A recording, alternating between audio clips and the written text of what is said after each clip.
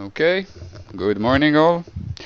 Thank you for coming to this third session in our TruClient Tips and Tricks webinar series.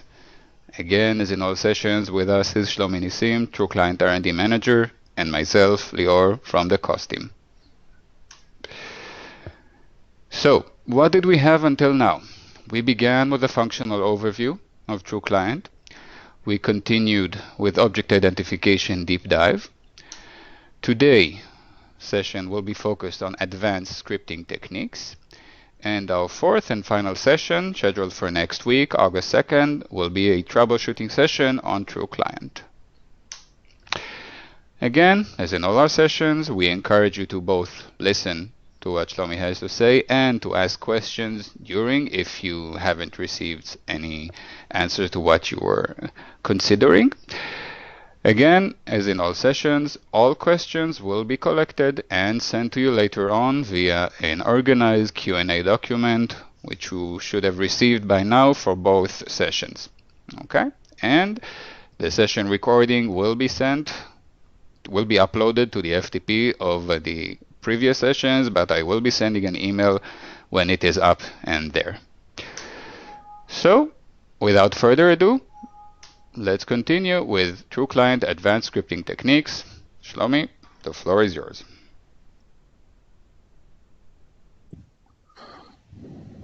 Bokir. Good morning all. Good afternoon everyone. Thanks for joining. Those of you who are still up to it. I prepared a lot of examples for various techniques of scripting. Basically, it's going to be around, sorry, the slide is hidden, so it's going to be around a bit how to use function library and how to use arguments with function libraries, examples for event handlers, all sorts of scripting tips for things that usually you are not doing, and of course some scripts that provide examples for upload and download of files. I hope you will find this session useful, and we'll begin right away with some hands-on examples.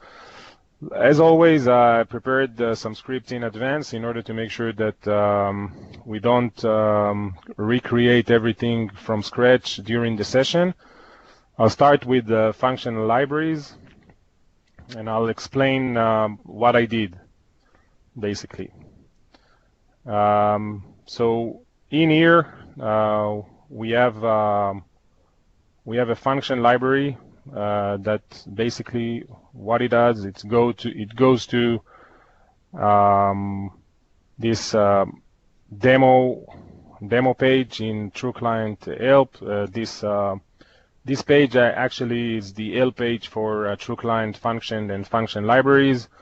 You can find some assistant. I keep on seeing questions both in the Q&As for in the previous sessions, as well as in forums around how to use function and so on.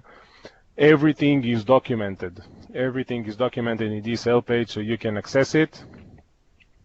Let's see what I did in here.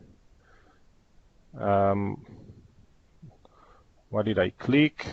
I click on this example. Okay. And in here, we have a link to this local function library, which directs to HPE. Okay, so let's see what is the meaning of all that. So I have two function libraries in this script. First one is a local one, a local demo library. And the second one is a global demo library. Starting next version, when you put the mouse over a global function library, you will see the location where it is stored on the disk, as a feedback that we got from a customer that wanted to know where exactly this library is located. So let me shortly show you where the function libraries are stored. So I'm going to the function libraries script, and I have a libraries folder. Under this folder, I have two XML files. One of them is local demo lib, and another one is the link_global demo lib. Okay, so the local demo library is basically the file which is associated with this function library. If I'll go inside it, what I will see is just a second.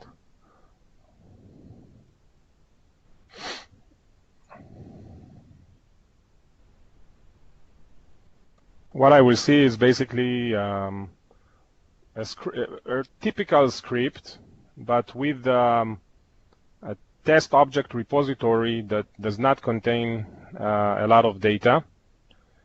What happens is that the local function library shares the object repository with the script file. So a local function library basically stores the object repository in the regular default XML file, and it is located over there. While in the global function library, there is a difference. The global function library, if you'll open this file, what you'll see is just a reference to the real library.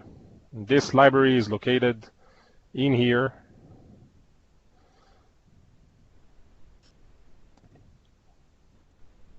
In this folder, where when I'm opening this folder, I see the real library, and as you can see, it has object repository. If you attended the previous session, so you'll know that there is this test objects section in the default in the XML file, and you can see that there are electors in here, and the file is populated. So the main difference between local function library and global function library is that a global function library is independent. Basically, it's an independent unit that can be imported to any script. And what TruClient is doing is just creating a reference to that library, to that global library, just like we saw earlier.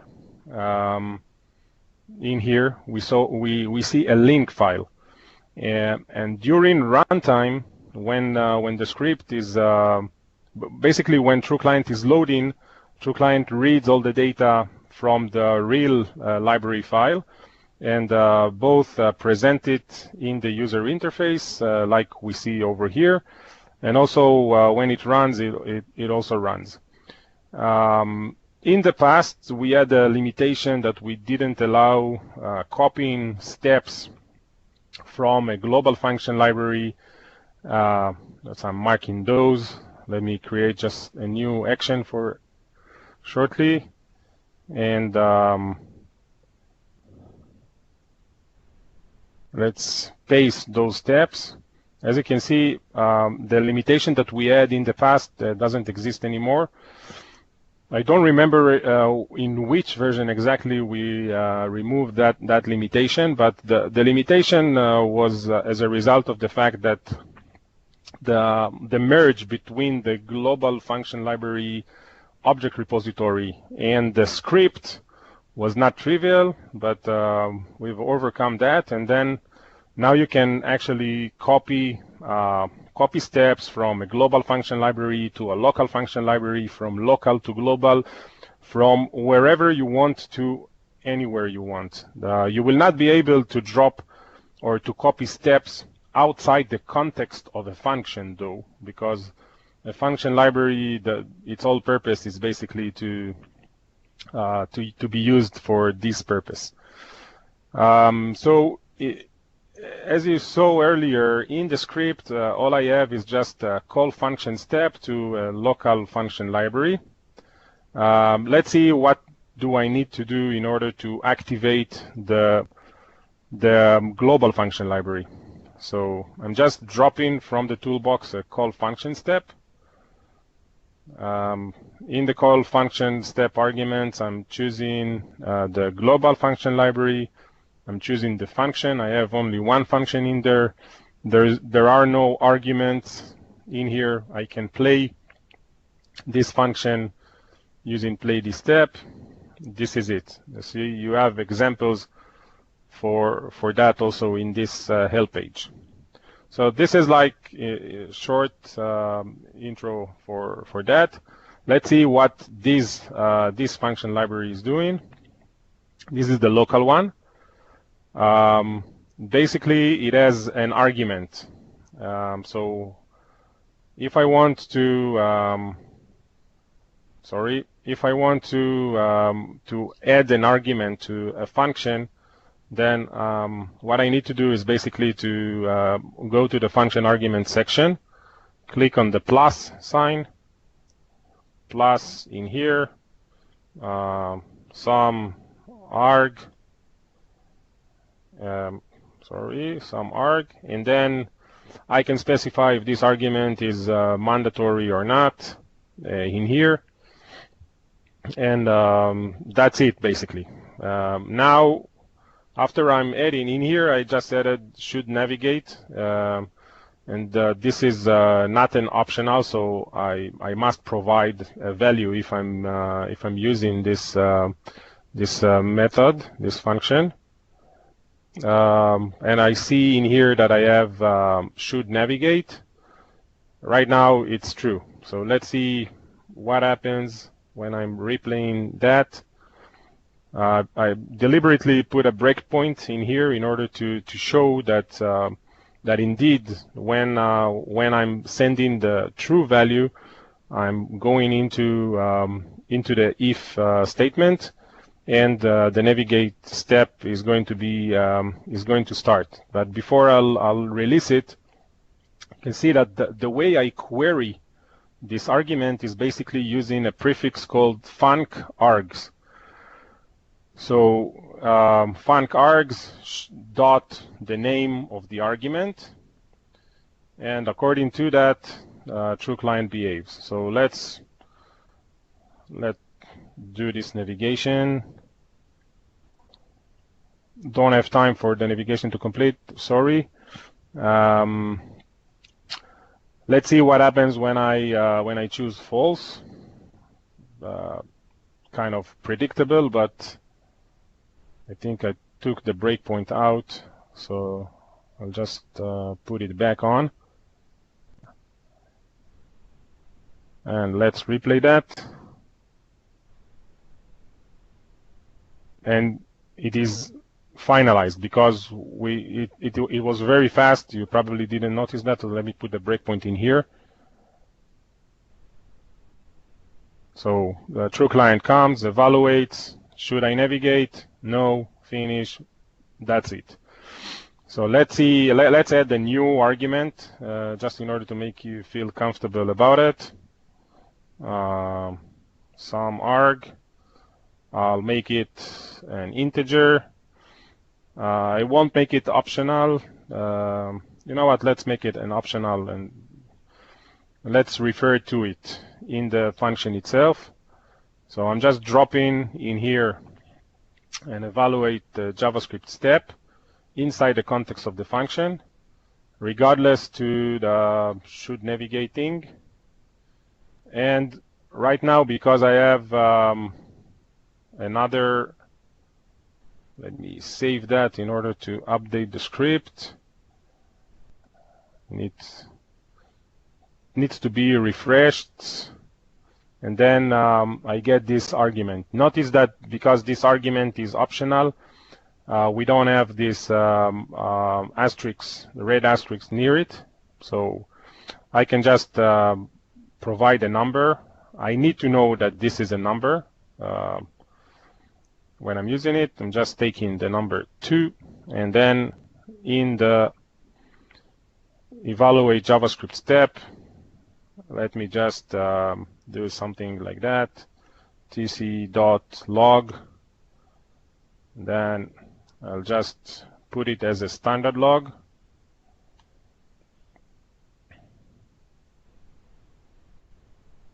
Remove it, everything, and in here what I'll do is func args dot. When I'm doing that, I get the list of arguments that this function accepts.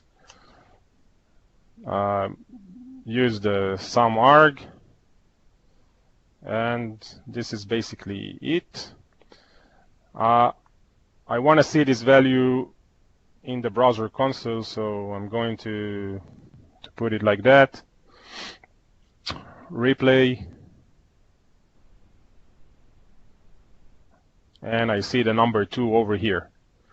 So a lot of the debugging that I see you guys are doing is using window alert debug, which is okay. I'm doing that as well a lot. But I just wanted to show you that if you're using the simple log statement with a standard log while working in interactive mode, you will be able to see the output also in the browser console. It is less available, let's say. It is less focused usually, because you will see in here a lot of more data coming both from TruClient and from the application itself. So usually when you're using that, just clear the browser console, and that's it. And to open the browser console in Firefox, you just hit the key combination Control, Shift, and J. Control, Shift, J, you get a browser console open. In IE, the browser console is available from IE menu. In Chrome, it is a bit more complicated. I won't go through it right now. So this is in a nutshell around functions. If I want to export this function to a global one, then I'm clicking the export button. I'm locating it wherever I want. Make it global. And now it became a global function library. Don't let the name mislead here. Just look at the indicator. There is a small globe on top of this library. This is the indicator that is a global function library. And if we'll go into this libraries folder, we'll see that this local file, all of a sudden it became a link, and it became a link to this folder.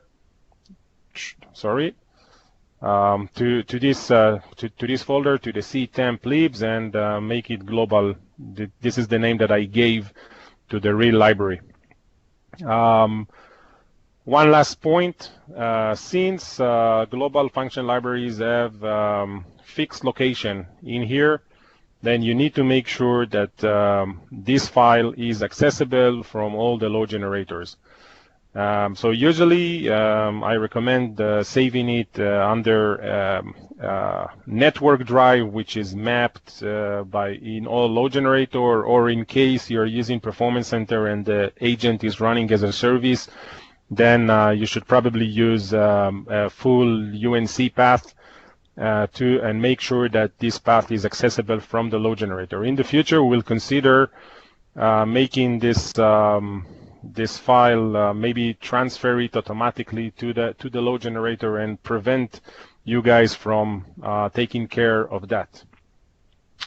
So moving on to a different topic, I'll move on to event handlers. And we'll see more examples for functions throughout this this session, because I made a lot of the scripts are actually, they consist of with functions, and you can see in here, for example, that we already have functions. So let's talk a bit about event handlers. We talked about it in the first session, where I basically demonstrated just in a nutshell how you create an event handler. So in this script, we have two event handlers. One that which is an object event handler. I'll cover that shortly. And the other one is a dialog event handler. So for event handlers, as you probably remember, you need to create functions in order to use as the handler itself. Let's reiterate the components of the event handler. So first of all, you need to define the name and then the scope under which this event should be evaluated. In this case, I just took the scope of this function only because the event can be triggered only in the context of the first step of the script. The first step of the script in this case is just a function. We'll go into the function later on. If I would like, if I don't know exactly when the event is going to happen, and I would like to make sure the TruClient handles that in any case, and there are cases like that, then I can just mark that the event can be triggered during the entire script to replay, and I don't need to specify the exact scope. In this case, I prefer just to stick in, like generally speaking, it's better to scope as much as possible in order to prevent TruClient from evaluating conditions that are not necessarily going to happen outside this scope that you know of. In here, the event handler is an object event handler. Object event handler means that basically the trigger that basically make TruClient to run this function, to run the handler, is an object, is an element in the UI, in the application, and like any object, it has identification method, and you can control the identification method like you do that in the step level. In this case, I didn't see any reason why we should not stick with the automatic identification method. You can highlight, replace object, all the regular functionality which is available on top of an object. Now you can determine if the object exists or if a specific property exists on the object. And if a specific property exists on the object, you need to provide the value for that object. I don't know, it can be a text, it can be something else. You need to define the property and the condition. If that text it appears in there, if it doesn't appear, all sorts of possible behaviors that might indicate that the object that something has changed and now the handler should be triggered. So these are the definitions. Let's go to handle pop-up library and to see what this handle pop-up library is doing. So we have in here handle pop-up.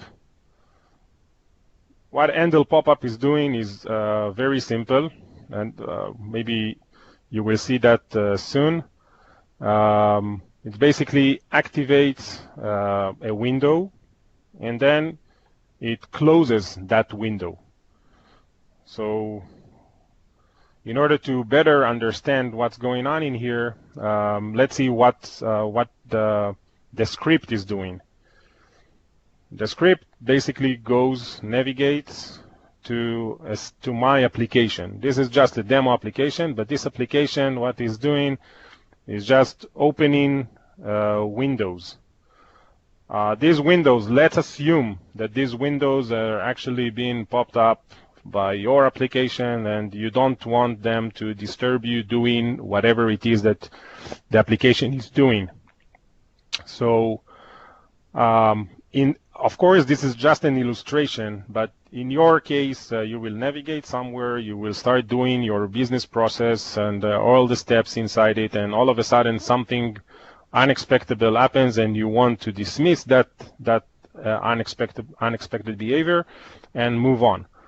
So in this case, I don't really have logic. I just put a for loop in here just in order to make sure that the script waits for a while and let the event handler the chance to actually do something and start operate.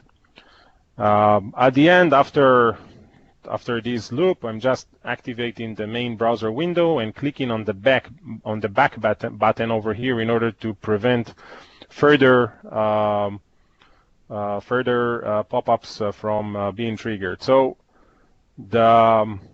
we've seen what the handler in the event handler is doing. We've seen the logic that basically triggers the pop-up because I'm navigating to this page. Let's see how it runs basically. So I'm just replaying this step. It is enough. This window loads a pop-up every 5 seconds. The event handler was not triggered for some reason. Let me just check what's going on. Maybe because I touched it.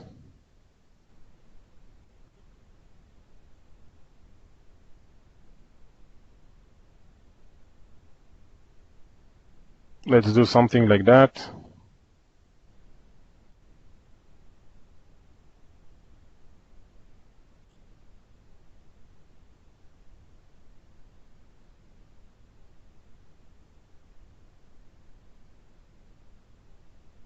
Yeah, now the event handler is triggered. I assume that it's because of the scoping and maybe because I disabled the last step. But you can see that right now we have this pop-up being popped up and the event handler is being triggered. And basically this is the example for that. You saw that the last pop-up was indeed closed. Let's do the same with this step. So I'll just enable this one. It's the same idea. I'm going to disable this step in order not to go through these pop-ups again. And let's see the logic. In here, it's the same thing.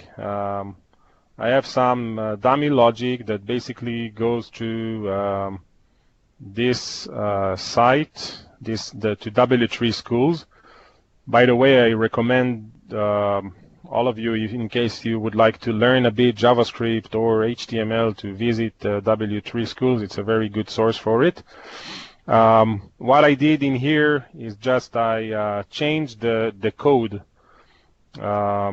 in this editor. This editor basically allows you to write whatever code you want, and then once you click edit and run, the code is being switched into this frame, and it's been actually evaluated in this frame. So in my case, I changed the code to trigger an alert, window alert, every 3 seconds.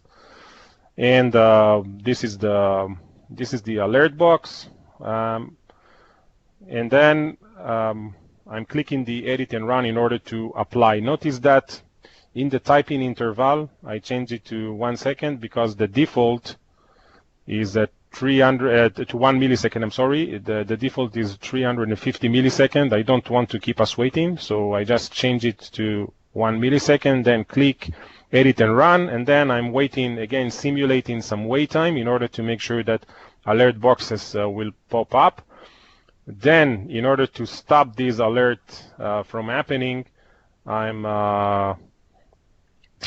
disabling that with this text basically. So this function will still happen, but it will not do anything. So I'm applying that in order to stop alerts from being triggered. So let's see the event handler for that. Going to the event handler editor. The event handler is pretty simple. You just scope to the second step, the second function, in order to prevent the mismatch that I had before. I just trigger it for the entire script, but usually it's again better to scope it. If I had more time, I could have fixed that, of course. And then we have that library that basically handles that. So a dialog event handler, just the event itself is that the dialog is open. The type of dialog is different than what we've seen earlier. We've seen earlier that in the trigger pop-ups, when I'm navigating over there, I have a pop-up window.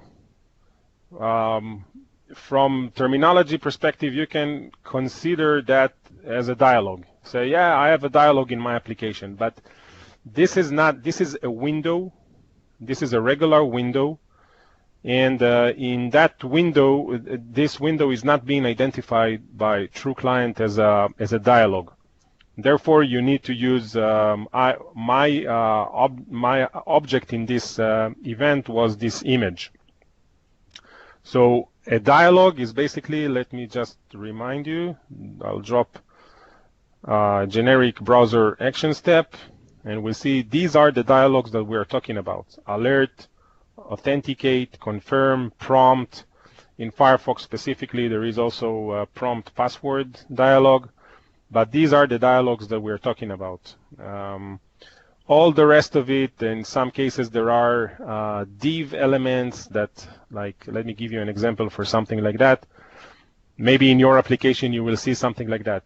Yeah, from the application perspective, it is considered as a dialog, this about window. But this about window is not really a dialog. It's just if I spy this dialog using the browser inspector or some other tool, I would see that this is probably a div with some classes, CSS classes to color it and so on, and it prevents me from interacting with the main window, but this is just, it's being done using CSS. So these type of dialogues are not the ones that the event handler for dialog is supposed to handle. You can handle that using the regular object event handler, and basically just choose an object and choose one of the elements in these type of dialogues. So I'll return back to this example. You know what, let me just replay the script, and we'll see what happens. I just see that I didn't change anything over here. Okay, so I'm going to start trigger the alerts, and then I expect my dialog event handler to start closing those alerts. I didn't demonstrate what it does, but you will see shortly. So I'm changing the code, and right now TruClient should start closing it, and you see this alert, and then the event handler is very, very simple. All it does is just clicking OK on this alert box in order to allow the script to continue. Now I'm disabling it. There is, yeah, the last alert was closed in a short delay, but it was closed. And this is basically an example for alert. Just to complete this demonstration, let's see what I'm doing in this function library to handle that. That's it. All I did is just drop in a generic browser action step, repurpose the action to dialog alert, and there are no arguments for a dialog like that. You just press OK on that dialog. That's it. Okay. Again, I'm just demonstrating the capability, and you can apply the capability using your own common sense and expertise for your use cases. Let's move on to another technique that you can use. Basically using evaluate JavaScript on an object. I recently saw a post in the forum of someone who is trying to do object identification using JavaScript. So I just want to prevent the confusion of what I've seen. I'll just let me clarify that before I'm going to evaluation of JavaScript on an object. So I'm just dropping generic object action step, and I'm just picking this this search box. So there is a difference between JavaScript identification and evaluate JavaScript on an object. Okay, so this is what this part of the session is talking about: evaluation of JavaScript on an object. To locate the object is one thing, and to perform an action on it is a completely different thing. So if I'm using JavaScript identification, I don't really need to change the action to evaluate JavaScript, because I can just, I don't know, perform an operation on it, and that's it. So don't get confused by that. We've covered the identification method in the previous session, and right now we're talking about different things, and this is one of them. So I prepared several examples, and as you can see, again, I'm using functions, not because it was mandatory, just because it was cleaner for presentation purposes. So I have only one function library in here. It's a local one, JavaScript on object, and each one of it is a different example. Let's see what this one is doing. So this one is basically simulating type using JavaScript instead of the default action. So let's see what I did in here. Just navigate again to W3 schools.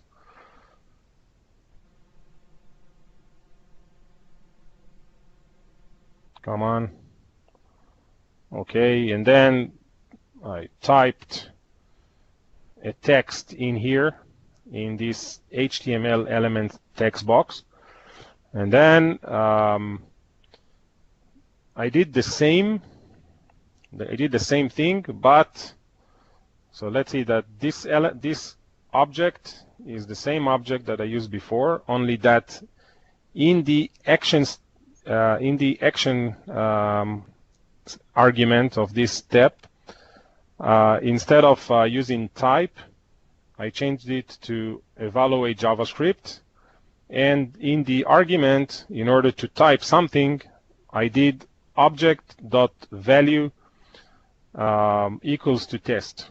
So let me explain what it is. When TruClient identifies an object, this object is saved. It's not actually saved. It has a reference from this variable that TruClient saves for you. So after the identification, you can use that object and do all sorts of things with it. We'll see a more complex example later on. In this particular example, what I did is just I assigned a value instead of typing. Why is that good? In most cases, you don't really need it. In some cases, if you see that TruClient has, I must admit that it's very rare cases, but it did happen to customers, so I'm just explaining that. TruClient fails to type, or fails to click, or fails to select an element from a list or whatever, and then you can use this as a workaround. So we might have covered that in the troubleshooting section, but we have some more interesting stuff in there. So I'm just showing this technique in order for you to be able to use it as well. Let's see another example for that. Example for double click. So instead of I don't have any arguments in here. Instead of doing a single click, I'll just collapse these. Instead of doing the double click operation from the regular action, let's see that it's working. So this is, you can see that this page basically reacts to a double click this paragraph to trigger a function. So when I'm doing that, it basically shows a hello world. This is what this page is doing. So in here, I did the same thing using JavaScript evaluation. So let's see the code for that. You basically have to create a mouse event, and then you initialize a double click event this way on top of the mouse event, and then you use this object again, and you want to dispatch the double click event on that object. So this object is this object, because this is the object that reacts to the double click. And when I play this step, I see that it's doing the job. We'll probably share these examples with you as a reference later on, but just bear in mind that these scripts were created in 12.53. You will not be able to use them with earlier versions. Another example, I'll start doing it more quickly right now, is a click operation. So navigating, I'm already there, I don't need to wait for that. Let's see, what is this object? Click to display date and time, so I'm clicking that with the regular one. In here I reload the page in order to get this text cleared, so you can believe me that the evaluate JavaScript on an object operation is working. So I'll stop it, and then in here we see that the code is pretty simple, just object.click, and clicking on it and the same thing happens. Again, checkbox operation. So another example, I think you got the point by now. Let me change the end event in here to action completed, so we don't need to wait for that. And let's see, what is this element? Okay, this is the element. So when I'm clicking using the regular click on this checkbox, this is what it does. When I would like to do the same operation with the evaluate JavaScript, so what I need to do is object.checked equals true, and I'll just show you shortly what was marked over there. So in here I basically restored the previous selection, and let me show you what this commented code is doing. So I didn't like when you have to do something like that and you see that the action is the one that it's not working, and you need to use the object to perform the operation like I did in these examples. So you can you don't necessarily know what properties or what functions this object supports, so you need to start exploring it. This is a generic loop for any object that you will identify, that will basically write in the log what are the properties of this object. So let's see that in action. I'll just clear that, replay this step, which basically this step, all it does is just printing all the properties, and then you can see like which one you want to use. So I don't have a good example right now for something which is actionable, but you can actually, if you want, you can even change the style sheet of this object in the application from TruClient. It's not a practical use case, but you can do that. So this is the example for let's see what I have in here. Another I think that this one, maybe it's the most common one to be used as a workaround, at least from what I've seen so far, and just to select an item from a list. So let's go over there, and then in this case we have a selection in this drop down. So when we click like that, we select the second element. If you want to select a random element, you can do that using 0, and then a random element will be selected every time you perform this operation. Because there are no many of them, then it's kind of repetitive. But if you want to do the same thing using evaluate JavaScript, you basically use a selected index and you check which index to select. If you want to randomize that, you can do that using math JavaScript function. You can basically go to W3 Schools and seek for JavaScript examples of how to randomize and how to do all sorts of things. So this is in regards to evaluation of JavaScript on object. We will need more time because we don't have enough. Let me briefly show you what a global variable is. Sometimes you need to save a value in the init section and then use it throughout the script.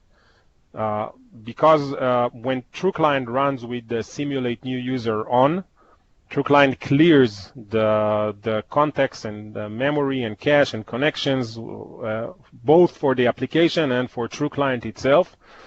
And then you lose the data and you cannot use it. So if you need a variable to be kept even in between iterations, and this example is like when I'm defining it in the init section and I'm using that later on in the action itself, all I'm doing in here is just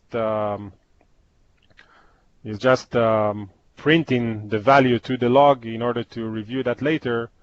But you can think, you might have better examples than that with the real life use cases. So I have two variables in here, one which it's defined with the global prefix and another one which is a regular variable. When I'm replaying this script, I get an error in here, and this one passed. If I'm opening the browser console, I'll see that the global sum variable value is 10, like I expected it to be. But I get an error in here that this variable, other var, is not defined. And the reason for that is because the context was cleared and TruClient doesn't know this variable right now. So this is a very short example. If you need the context to be kept, you can use a global variable. I will skip to the upload section, and if time permits, I will cover all the rest as well. So I'll cover upload and download, and then if time permits, I'll go to the rest of it. So in this script, I have multiple examples for upload of file. Upload of file is not trivial with TruClient in some cases. So I picked several examples in here to demonstrate what the behavior should be and what you should expect when you encounter specific behavior of the application. So this page is just a simple file upload form.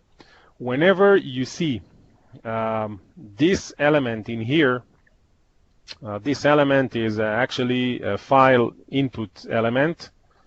It's input file, type file.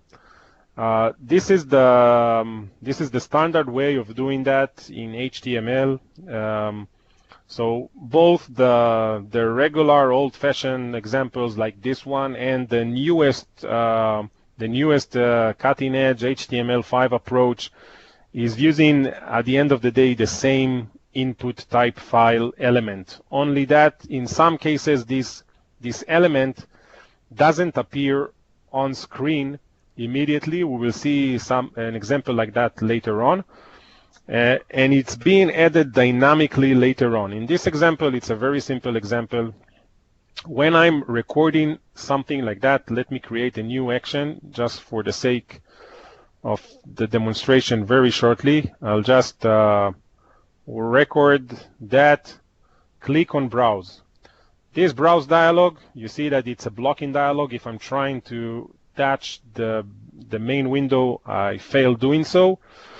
When I'm picking a file, I get this file populated over here. TruClient creates a set file on this element. When I'll press to upload, this file will be uploaded. Now, so this is like when I'm recording it. Let me go back to the original example. You saw that the click on browse button was not recorded, and this is on purpose because TruClient would like to avoid having this modal dialog during replay. So instead, what TruClient is doing is basically interacting with this element. Just a second.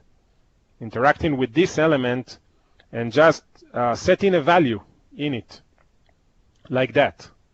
And the value is actually the path where to upload the file from. And then when you click the press, then it works. So TruClient doesn't really need, or actually it is actually mandatory to somehow make sure that this browse dialog doesn't appear. By default, with the simple examples, it works like that. And you see, like if I'll play this step from the beginning, I'm browsing to that URL, and the file is being uploaded also from here. Let's see another example. I'm not sure if this one is more complicated or not. I don't really remember all of them. Navigate into another example form that I found. Okay, so from here, when I'm looking at that, I can immediately spot that this is a input type file. TruClient will not have an issue with it because it's exposed in this way. Let's see which one I interacted with. Yeah, I did it from that, and just click on the submit button, and I will not replay right now due to time constraints, but trust me, it will work. But what I did want to emphasize on this page is these two rectangles over here. If I'm clicking in here, select file, let's switch to a different action. And let me record that and select a file. You see that when I'm selecting a file, I get this behavior. So right now, when I'll try to replay that, to replay this action only, I can go from here and click on play this step, and it will play the entire action. Then you see that it worked. I do get this image uploaded, but I'm stuck with this dialog, which means that whenever I'll try to do this operation again, I will fail. This script will fail if I'll not handle that. So how can I mitigate something like that? In this example, it's really easy. All I need to do is just delete this step. If I'm going to delete this step, the logic will still continue running. Let's play this step, navigate into the site again, and you see that the file is here. So whenever you can dismiss that dialog and it will not interfere with the flow, just do that. Because this is what needs to be done in order to get things going. So covered this example. I think that in the third example, I actually did what I did right now live. Yeah, so I'll just skip that. Let's see what we have in the fourth one.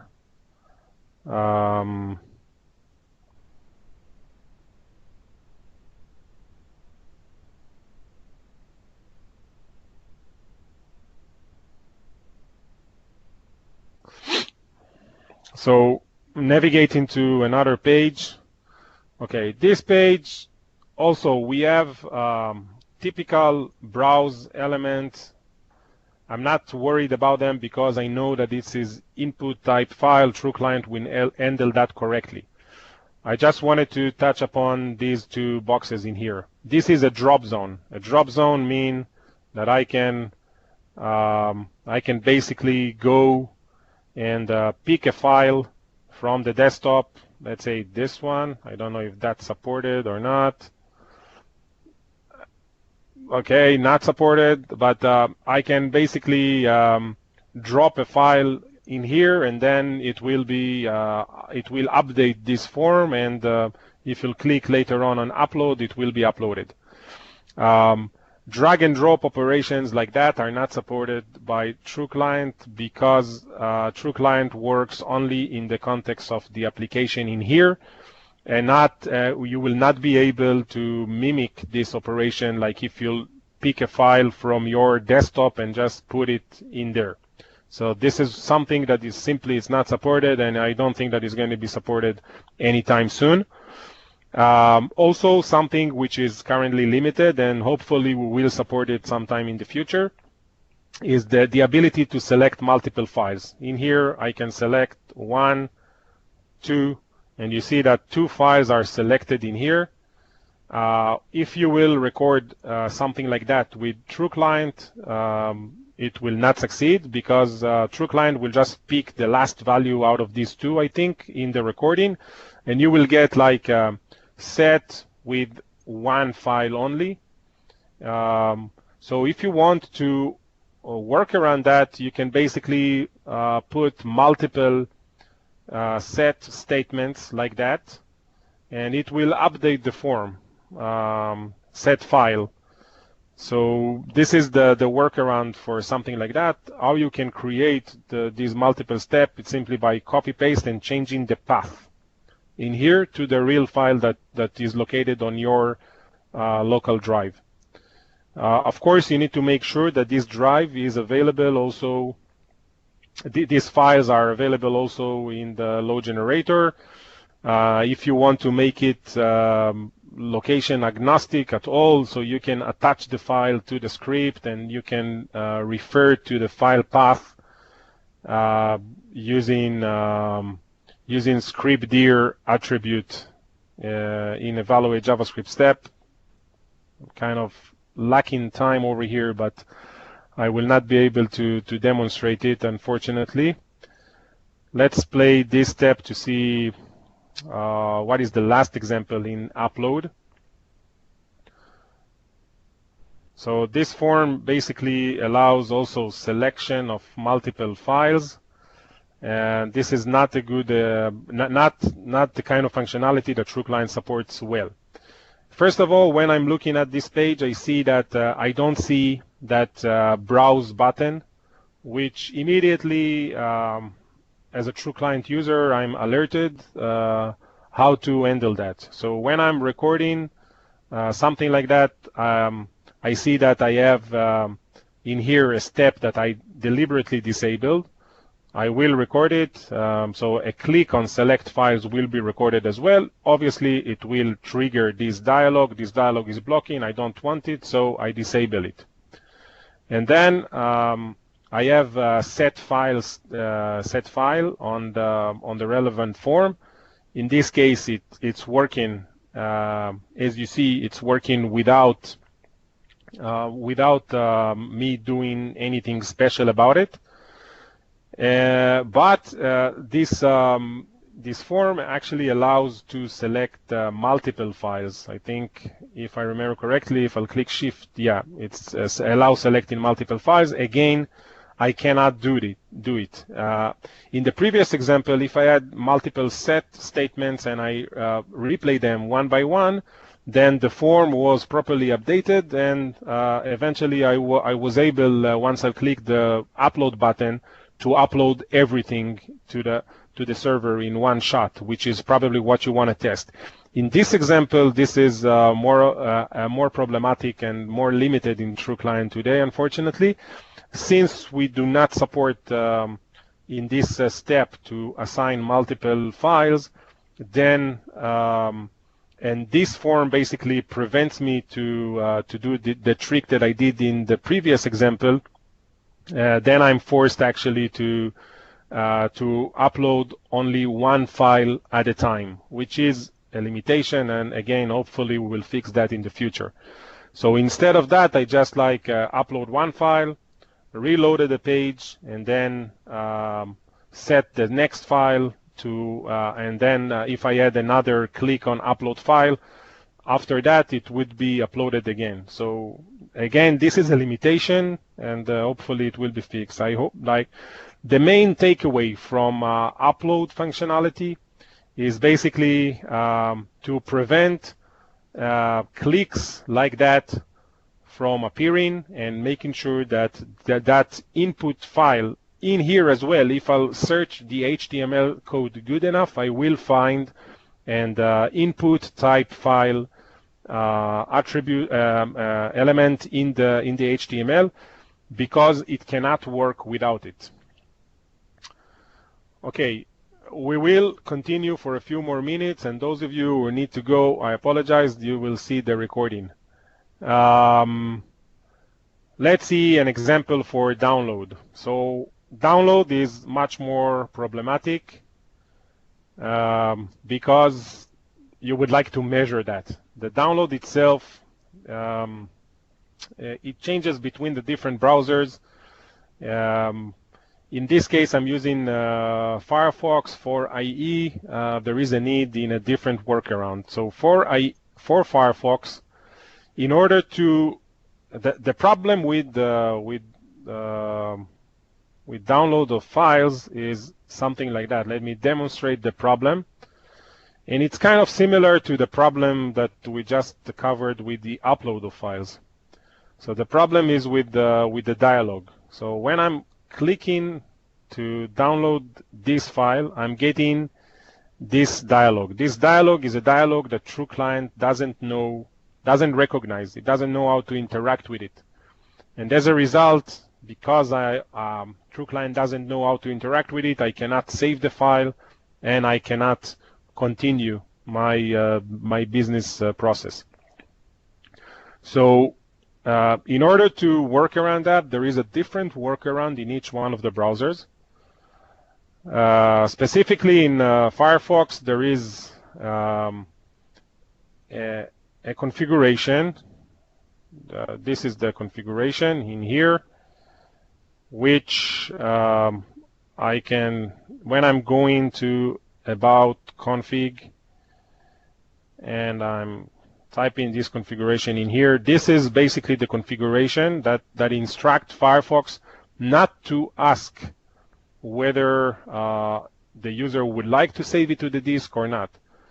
So this configuration basically in here, you see that the value was set by the user, by me, and I defined the list of file types that I don't want the browser to trigger this save file dialog for me. And we will definitely embed that as part of the next version as a default, but each one of you has, we didn't do so by now because each one needs to download different file types, so we cannot actually predict which one you will need. So we will come up with a default configuration, and if you will need to change it, you can change it in the script level. When you change the configuration in the script level, it is being kept starting version 12.53, I believe. It is being kept in a file called user modified perfs .json, and in here you will see also this configuration that I changed, and this change is basically taken with you with the script to anywhere it replays, and you don't need to bother about a lot of different functionalities. So in this demonstration, I would like to show like how can I measure this download either in IE or in Firefox. So let me cut this value, and I'm using an if browser step because the behavior is different in each one of the browsers. So I'm navigating to this URL,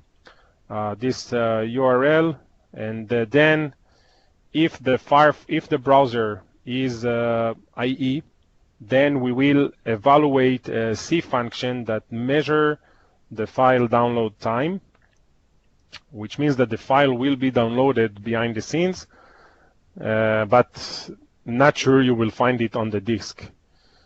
In Firefox, I have something different because I configured it right now to allow automatic save. So I will click on this file, on this zip file, and it is wrapped with the transaction. In this case, I wrapped it with the transaction using evaluate JavaScript step. It doesn't really matter, but I could have done it differently. But in this, let's replay that first in Firefox and see how it looks like.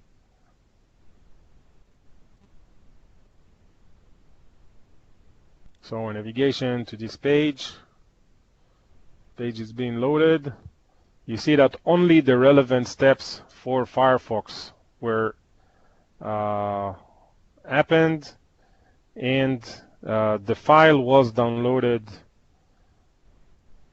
to the default download folder of the browser. And in here I see the transaction download a file, which took me 2 seconds, 2.8 seconds. So this is how you can measure that basically. Now let's do the same with IE. And before we launch the browser with IE, let me quickly show the C function. Actually, the C function can be good also for Firefox, not necessarily for IE, and it could be good also for Chrome for measurement. So we can see that when I ran it previously, it took, I think it's a different file, but it took 2.5 seconds to replay. And in the if browser step,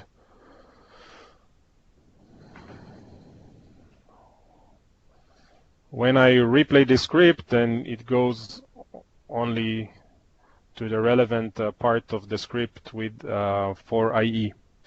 So this step is actually executed for all browsers. And in here, the C function starts working.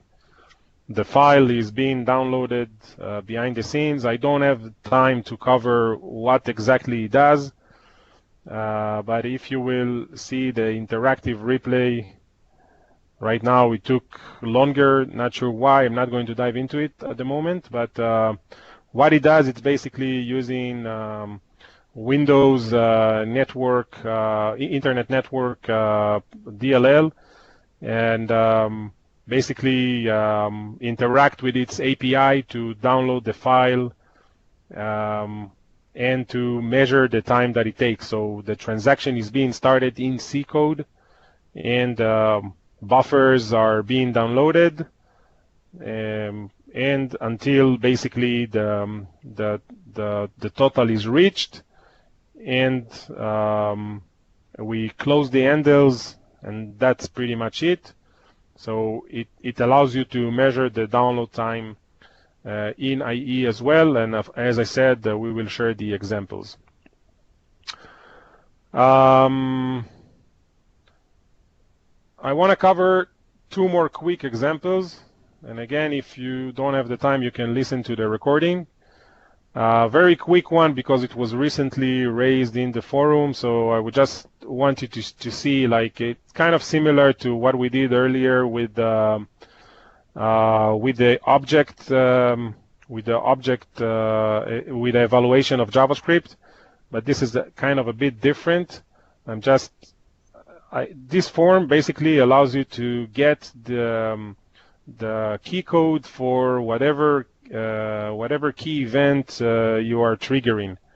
So if I'm like I don't know, clicking E keyboard, then I see that the key code is 69, and I see which events happened: key down, key press, key up.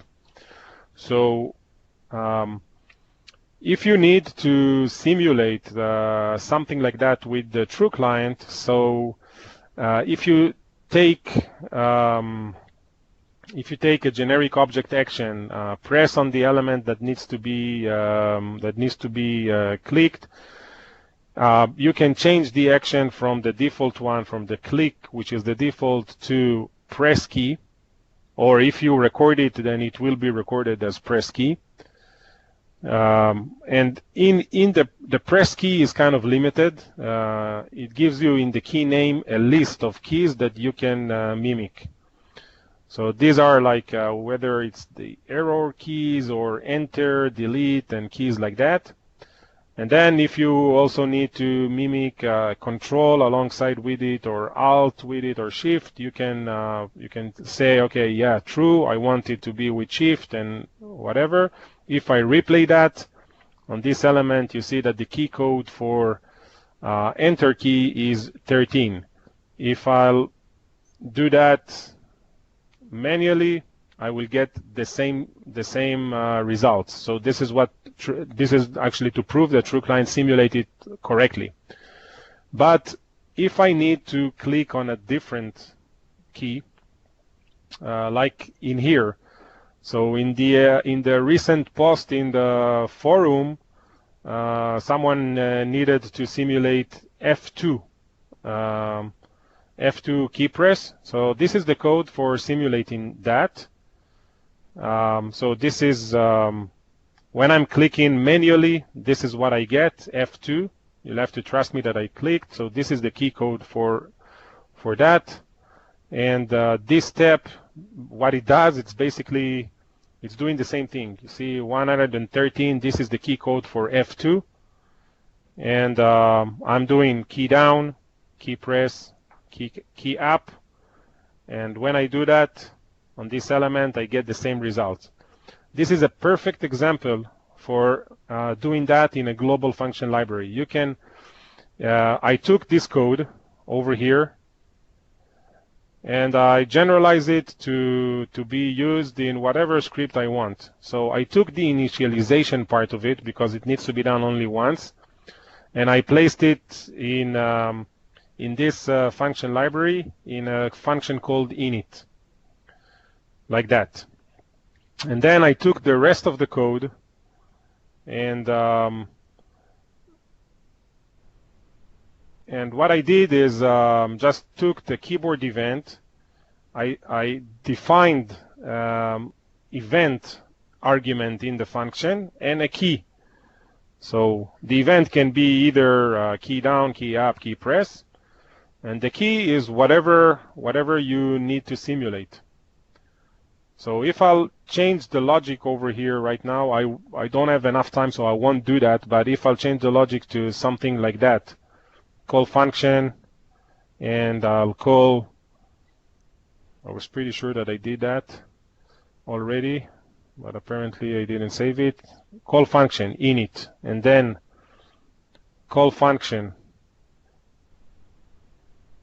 keyboard event, argument, say that I want key down and I want this event, and then I'm calling this function again, just copying the step, the call function step, and just changing the arguments. And now it's key press and key up. So by that, I'm not familiar with the logic internally. What happens over there? Someone who is more knowledgeable than I am did that for me. I can just import this global function library and reuse it wherever I want. So right now I'm going to, let's click on reset and let's replay from this step, play from this step. And you see that you got the same results. So it might be problematic. I'm saying that in advance because maybe it needs to be done fast. And if and doing that, if the application expected to happen like without any delay, then you will need to keep it like in the original code. But maybe in some cases it won't be required, so you can consider that as well. So this is for the example for the keyboard events. Another example is a very handy example for getting data out of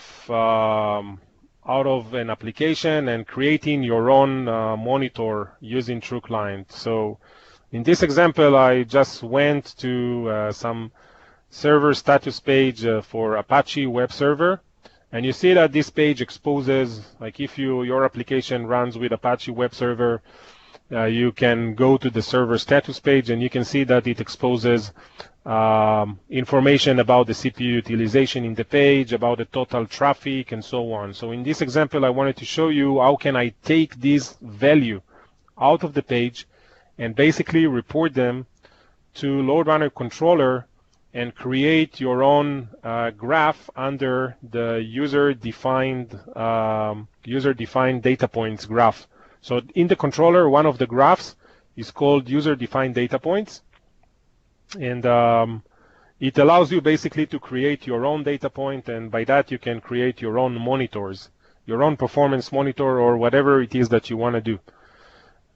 In this case, I've navigated to this URL, and this step, what it does, it's getting. I've shown you in the previous meeting how to do something like that. I've selected this element in the UI, and I took the visible text and saved it into CPU stats variable. So I get all this string in here, and now when I want to manipulate this string, I've started with the simple JavaScript functions, basically to slice it and to get only this number 2.1. So in this case, I've used alerts in order to see that. I took the start index where the dash with this dash appears, and then the end index where this string appears, like percentage CPU load. So, and then I basically slice this. I see that I slice this string, like the CPU stats string, with the start index +1 because there is a space in there, and the end index, and then I'm parsing a number from it because this function expects to get a number and not another string. I'm saving that to a variable called CPU load, and then I'm just reporting that as a data point. If I'm going to run this script with, I don't know, pacing of 5 seconds between iterations throughout my test, what will happen is that I will get the CPU utilization on the Apache web server throughout the test in my own graph, and it's really nice. I mean, and you don't really need to work a lot for it. I did it, honestly speaking, I did it last night in like 10 minutes, not more than that. I could have done it for more elements like that, but of course, like in the final version, you don't need to put these alerts in here, and you can use the tc.log as I've shown earlier.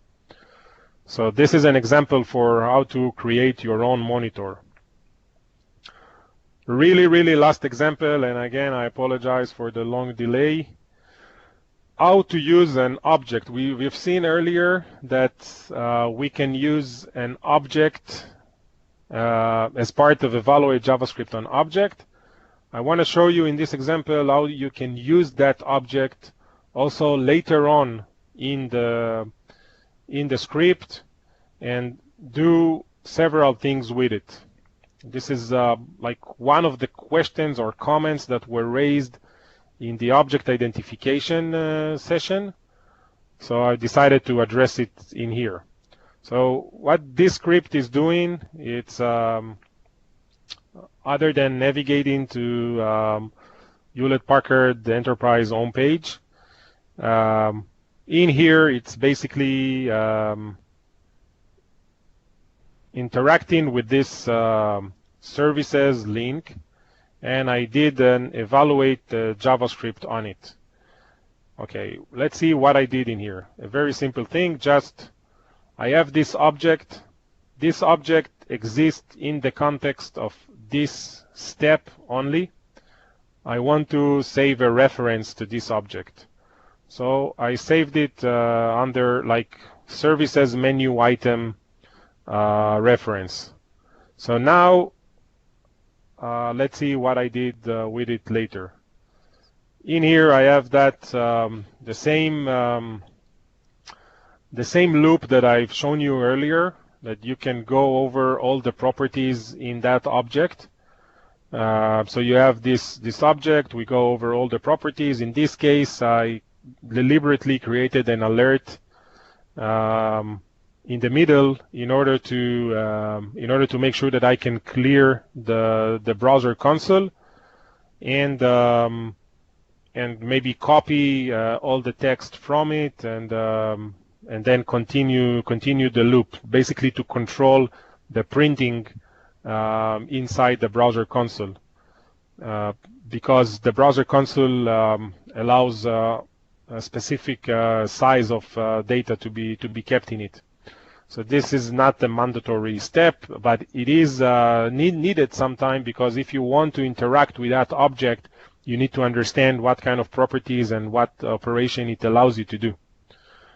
In here, it's just an example for another example for a function library. I created a function library called the menu items library, and it clicks on a menu item.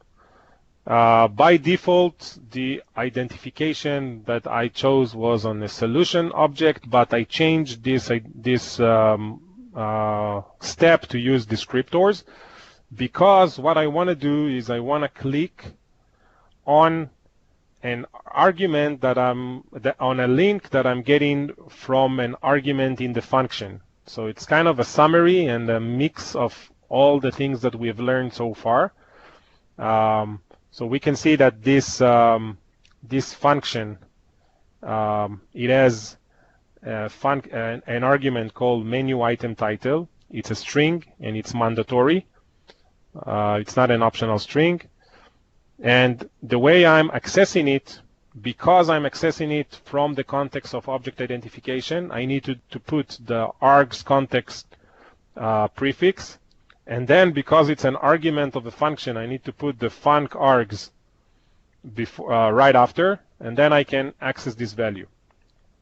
So when I'll hit highlight button over here, it will fail, obviously, because I don't have this variable defined in scope at the moment. So if you are doing something like that and you do want to test it somehow, you can put a reference step disabled with the original identification or something like that.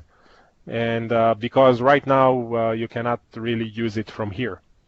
So the rest of the script is basically usage of that function library. So at the beginning, I'm calling that function with the solution menu item. Let's run that step by step. We are already here. I would like to initialize this value, so I'll have it in memory, and then clicking on solutions, and you see that the click on solution was performed. In this case, sorry, keep on getting confused by it. In this case, I want to click on the text on the services, basically. So this is a property on the services menu item. This is the first usage of that element that of that object that we have a reference from earlier. So you see that this is the click, and I just move the text to the function argument. In this case, I'm clicking on product, so it's a regular use of that element. In this case, I'm going to click on the About menu item. So when I'm clicking on the About menu item, again, the argument was About, and it's the same use of the same function. So you can see how you can basically leverage the function and reduce the amount of code. In here, because I didn't replay the entire script and there was a delay in what I did, I lost the reference to that object. So the services menu item, it lost reference, and usually it happens as a result of navigation. So I keep on mentioning that this is a reference. This is not a hard copy of that item. If I'll do something like that, so you need to make sure that if you are doing this kind of advanced, I'm sorry, in order to do that, I need to initialize that again. If you do something like that, what you need to do is you need to make sure that you understand the context of the navigation in the application. I deliberately show that over here. When I'm clicking on that object like I did right now, you see that it was clicked. And in here, if you pay attention, it's not evaluate JavaScript on object. It's a regular evaluate JavaScript step. And this regular evaluate JavaScript step is just clicking on this menu item. This is one of the methods that who is asking a control in the middle of a session. I don't know. Okay, so this is it. I hope that you find this information useful for you. Again, I apologize for the long session, but I did want to cover all these examples. So hopefully we'll share this information with you so you can benefit from it later on. Just a reminder, you can always access our LinkedIn group and raise questions in there, or the software community and raise your questions. Thank you very much, Shlomi, for this very informative session. Thank you all for taking part here. You will be receiving both the recording and slide deck, okay, in the next couple of days. Reminding you all that our next session is next week, August 2nd, okay, that will be a Tuesday. So for the Q&A session, you might receive it for both sessions, okay? You will probably not receive the Q&A session for this session before our next session, so bear with us, be patient. You will be receiving all the questions edited later on. So, thank you all.